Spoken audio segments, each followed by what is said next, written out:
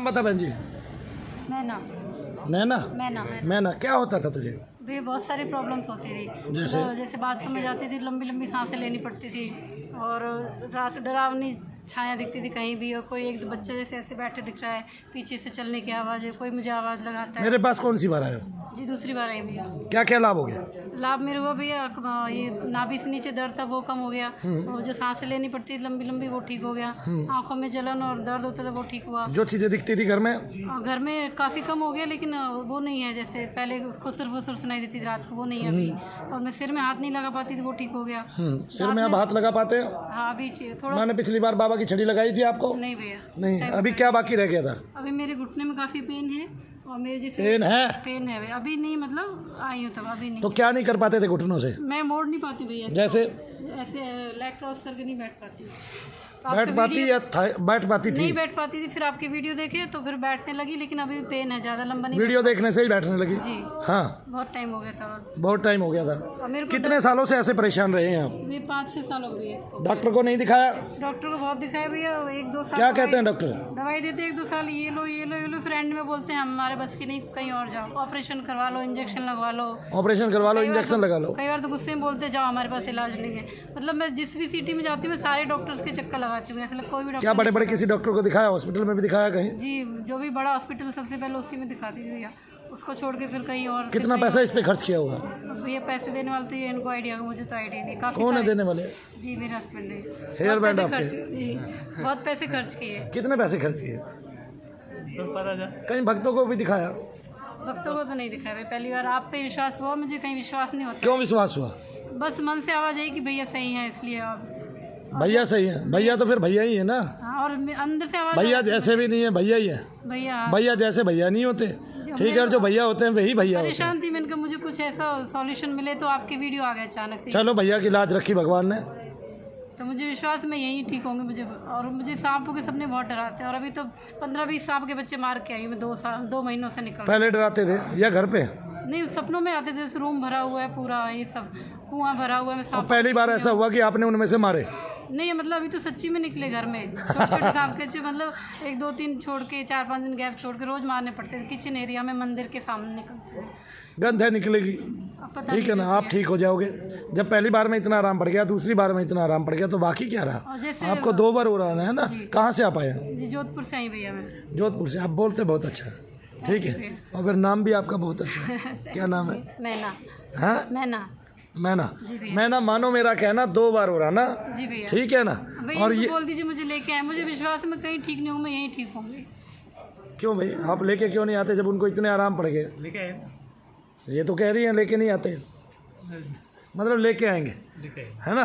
लेके आएंगे, इसका मतलब आप थोड़ा बहुत इस पर यकीन नहीं करते थे कि ये ठीक हो जाएगी आप, ठीक है ना? लेकिन ऐसा नहीं है, बहुत सूक्ष्म चीज़ें हैं जो डॉक्टरों के बस की बात ही नहीं है, ठीक है? उनकी मशीनों में ये कभी नहीं आएंगे, ठीक है? और आदमी दुख पाता रहेगा, कष्ट पाता रहेगा, और भूत प्रेत के नाम पे लोग ढोंग ढकोसला करते रहेंगे, ऐसा भी है ना? तो उसी वजह से आप लोग लेके नहीं आते हैं, उसी वजह से हर दरबार को वैसा ही दरबार सोचते हैं। लेकिन कुछ लोग ऐसे भी तो होते हैं जो सच्चे होते हैं, ठीक है? ये हम झूठे निकले? नहीं सच्चे, हाँ सच्चे निकले। सच्चे निकले। देखो अगर आप लेके नहीं आते, झूठे होते तो। झूठे होते तो लेके नहीं आते हैं। अच्छा एक बात तो बताओ, आपके घर में कोई भैंस पुराने टाइम में, कोई बकरी, कोई गधा, है ना? और कोई सांप और कोई कुत्ता ऐसा रहा हो, आपने पाला हो, मर गया हो, उसकी मुक्ति करानी है तो मैं आपको कानपुर का पता बता सकता हूँ, हाँ? है ना भाई? क्यों भाई? आपके घर में कोई भैंस, कोई गधा, कोई कुत्ता, कोई कौवा, कोई बिल्ली, कोई आपके घर की पाली हुई छिपकली अगर मर गई है और आपको बड़ी प्रिय थी, तो मैं उसकी मुक्ति का धाम बता सकता हूँ आपको, क्योंकि उनकी मुक्ति देखो हमारे तो बस की नहीं, हम तो दोनों हाथ उठा रहे हैं पहले ही, ठीक है ना? उनकी मुक्ति कोई कराता है, वो कानपुर में धाम है, मैं उसका पता बता सकता हूँ, ठीक है?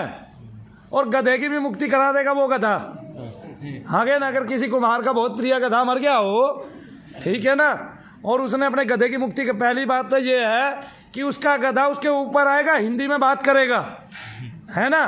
किसी की गाय हो वो उसके ऊपर आएगी, हिंदी में बात करेगी, कुत्ता हो वो उसके ऊपर आएगा, भौंकेगा भी और हिंदी में बात भी करेगा, और फिर बताएगा उस कुत्ते की मंशा क्या है आपके परिवार के प्रति, है ना, है ना।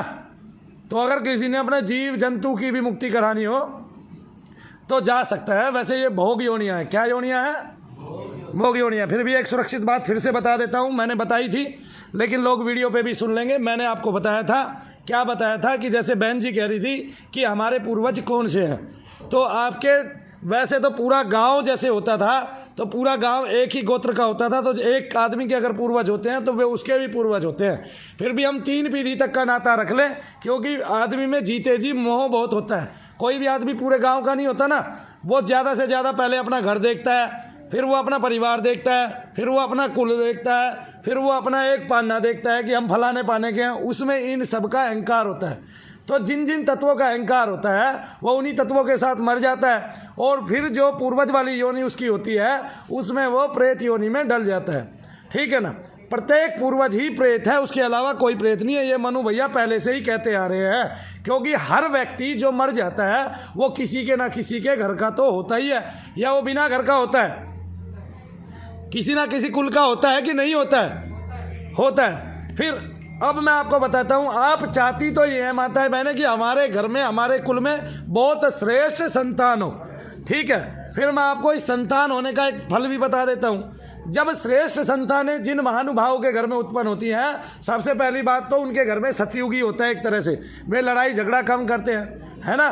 जिनके घर में रोज कलह होती है उनके घर में कलयुग है। जिनके घर में महीने में 2 बार कलह होती है उनके यहाँ द्वापर है। और जिनके घर में, है ना, तो त्रेता है, और फिर द्वापर आ जाएगा। जिनके घर में कम कलह होती है 2 ही बार महीने में कलह होती है, जिनके त्रेता उनके लगा होता है जिनके महीने में 4 बार कलह होती है, और जिनके कलह ही नहीं होती उनके कोई लगा नहीं होता, और वे सतयुग में जीते हैं। जैसे बहुत सारे लोग बहुत सुंदर तरीके से पूरा जीवन गुजार जाते हैं, उनके पूरे जीवन में किसी भी प्रकार की व्याधि और बाधाएं नहीं आती हैं, और वो एकांत में समय गुजार के, तो उनके घर में सतयुग है। आज इस कलयुग के चलते भी मैं बता रहा हूँ, जिसके घर में बहू और सास की रोज लड़ाई होती है, कलयुग है।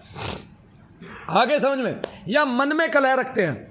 इसी तरह से जब महिला को गर्भ ठहरता है तो तकरीबन 1 महीने बाद उसके यहाँ बहुत सारी आत्माएं मंडराने लगती हैं। ईश्वर का ऐसा विधान है।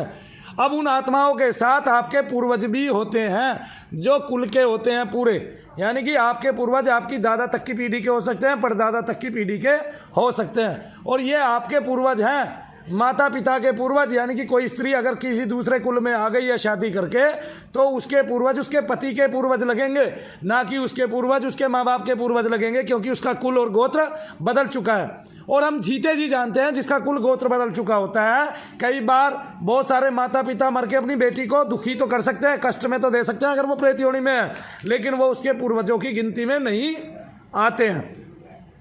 तो इस तरह से बहुत सारी जब आत्माएं मंडराती हैं तो ऊपर आपके पूर्वज अगर वो स्वच्छ हो चुके हैं तो स्वच्छ खड़े हो जाते हैं आके, और भर भर आशीर्वाद देने लगते हैं। और आपके यहाँ जो आत्माएं मंडरा रही हैं उनमें से जो बहुत ऊंचे लेवल की आत्माएं हैं, जिनका जन्म बहुत सात्विक है और जिनके ग्रह ऊंचे हैं, जिनका तेज बढ़ा हुआ है, वही आपके यहाँ स्त्री के गर्भ में प्रविष्ट हो पाते हैं। किसके बनने के बाद?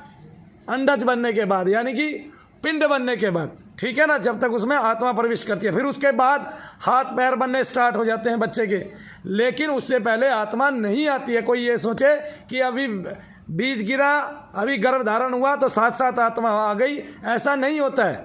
आ गया समझ में?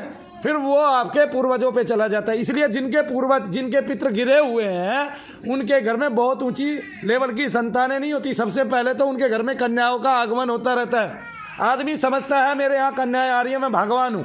आज ये बात कह भी सकते हैं, क्योंकि लड़कियाँ ज़्यादा सेवा करती हैं। उन्होंने अपनी सेवाओं से, और पढ़ाई भी ज़्यादा करती हैं, उन्होंने अपनी सेवाओं से, माताओं बहनों ने युग बदल दिया है, कलयुग के युग को बदल दिया। इतनी सेवा करती हैं, और माँ बाप की बहुत ज़्यादा सेवा करती हैं। करती है कि नहीं? आदमी इसलिए दुखी रहता है कि मेरी पत्नी अपने घर वालों के बारे में तो सोचती है, मेरे घर वालों के बारे में नहीं सोचती है। इतनी सेवा करती है माँ बाप की, है ना। पिछले माँ बाप को भूल ही नहीं पाती कुल बदलने के बाद। वैसे तो सब स्त्रियों को माता सीता की तरह जब एक बार शादी हो जाए तो फिर अपने पिछले परिवार की तरफ देखना ही नहीं चाहिए, क्योंकि उसका कुल और गोत्र बदल गया है। तो ज़्यादा करे तो थोड़ा बहुत संपर्क रख ले भाई आज के युग में, लेकिन उतना संपर्क नहीं रखना चाहिए। उल्टा जो पति है उसकी बुआएं, उसकी बहनें, उन्हीं का ध्यान रखना चाहिए, क्योंकि वही उसके कुल में आएंगी और उसके बच्चों के कुल में वही लगेंगी और उसका भी कुल गोत्र बदल गया। लेकिन महिलाएं मानती नहीं है, अब क्या करें। तो अब जब अच्छी आत्माएं प्रविष्ट होती हैं गर्भ में तो फिर उनके वे बदल जाते हैं, नियम बदल जाते हैं। तो जब अच्छी आत्माएं उत्पन्न होती हैं तो उनके धन के भाग बहुत अच्छे होते हैं, उनके हर चीज़ के भाग्य बहुत अच्छे होते हैं, उनका जो प्रभाव है वो वर्चस्व वाला होता है। तो वो आत्माएं आके वैसा ही काम कर लेती हैं। यहाँ पर कैसा काम कर लेती हैं, किसी का मंगल अच्छा होता है उन आत्माओं में तो वो खेल कूद की तरफ चली जाती हैं और उसमें बहुत नाम कमाती हैं जीते जी। किसी का शुक्र अच्छा है तो वो कला की तरफ चला जाता है, वो गायन वादन में इन सब में बहुत ऊंचा नाम कमा लेता है। तो इस तरह से अच्छी आत्माएं आती हैं। किसी का ऋषि मुनि वाला भाव है, किसी का बृहस्पति और केतु अच्छा है तो वो धर्म भाव को जो है ना बढ़ावा दे देती हैं अपने कुल में। इस तरह से अपने अपने कुल के पितरों का वर्चस्व होता है। लेकिन अगर पितृ मलिन है तो वैसी ही आत्माएं जिनके तेज गिरे हुए हैं, जो मलिनता में दिखाई देती है, जो काली और कलुष्ट हो जाती हैं, किसको पाके, अहंकार को पाके, ठीक है ना। और जो मलिन है अभी अभी उनकी प्रेत योनि छुटी है, वो ही आपके गर्भ में आ पाते हैं, आपके यहाँ गर्भ में उस महिला को आ पाती है। तो इसलिए सबसे पहले ये नहीं सोचना चाहिए हमें कि हम हमारे पिता और हमारे पिता के चाचा ताऊ यही हमारे पूर्वज हैं। हमारे पूर्वज बहुत ऊंची लाइन तक होते हैं और हमें सबके लिए जो है सहयोग देना चाहिए। पहली बात तो यहाँ कमर तोड़ दी जाती है। जैसे कानपुर करौली वाला पूर्वज के नाम पे 1 लाख रुपए ले रहा है,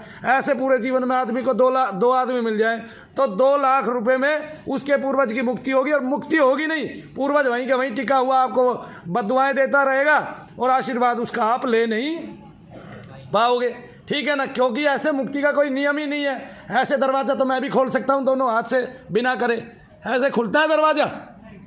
फिर मुझे एक एक आदमी के सर पे हाथ रख के जाप करने की क्या आवश्यकता पड़ेगी? आवश्यकता नहीं पड़ेगी। तो देवता भी होते हैं, देवता का काम भी होता है, लेकिन आप देवता की बजाय जो है एक जो मानव शरीर लेके आया और जिसने नीच काम किया है तंत्र को अपना के, क्या काम किया है?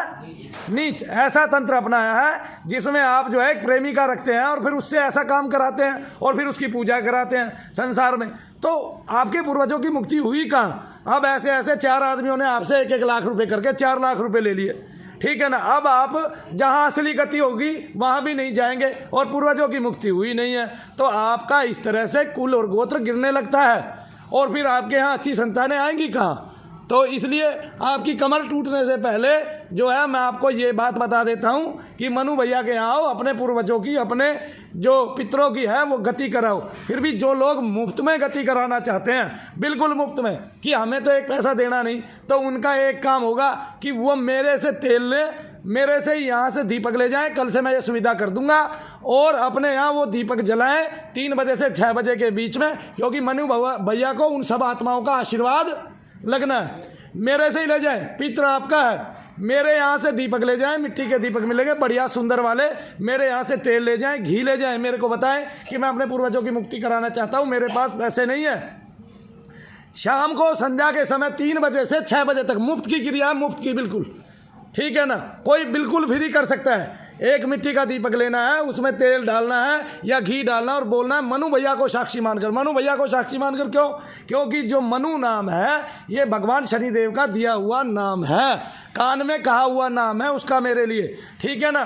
तभी इस नाम की वो इतनी महत्ता रखता है कि जो माताएं बहनें यहाँ आती हैं वो मुझे लेके बहुत अच्छा अच्छा सपना देखती हैं और दिखाते वो भगवान स्वयं शनिदेव महाराज हैं। उसमें मनु भैया का कोई मोल नहीं लगना है, आगे ना समझ में।